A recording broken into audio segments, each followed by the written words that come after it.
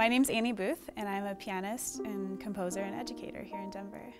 I started playing music when I was young and kind of grew up in a very musical household and surrounded by music, both by my parents, their love of music.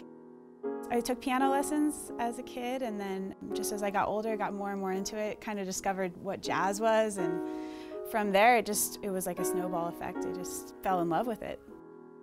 I definitely think of myself as a jazz pianist first and foremost. It's hard for me to describe my style in one word, but I think it's a lot of influences from a bunch of pianists and jazz musicians from throughout the years, and definitely lean towards the modern jazz idiom, just because jazz is a genre that kind of moves along with the times. There's a lot of different challenges as far as being a musician. There's challenges, personal challenges, and for me, sometimes that's, it's like the ego. It's building my confidence and telling myself, you're good enough to be doing this. But then there's external challenges as well. It's not easy, and you have to be willing to do a bunch of different things and be very versatile. That means teaching, that means really working hard to create opportunities for yourself performance-wise, and getting out there and making sure people hear your music. And if your music's great, then people are gonna wanna hire you. But it's just a lot of running around and saying yes to all the gigs that come up,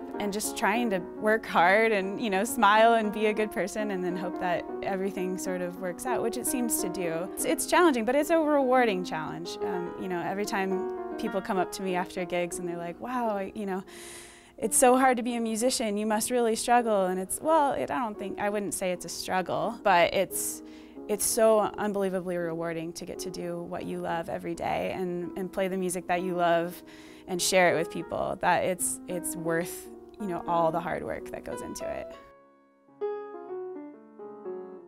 Growing up here in Denver, I wouldn't be playing jazz if I hadn't been inspired by all the amazing elder statesmen of the Denver jazz community. So people like the band Convergence and Jeff Jenkins and Peter Summer, and all these incredible world-class musicians who happen to live here in Denver are definitely my idols, and they're the people who inspired me to start this path as a jazz musician. One pianist that I started listening to when I was in high school that I really just became drawn to was Brad Mehldau. And for me, a lot of his music it has that emotional quality where it just, it hits something on the inside for sure. I think that it's impossible to separate emotion from music.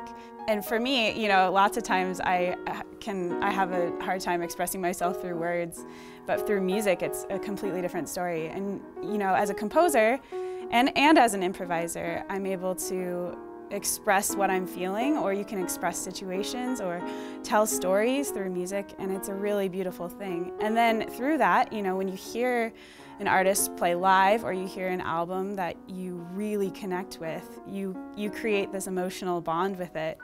And it's a really special thing. It's almost indescribable.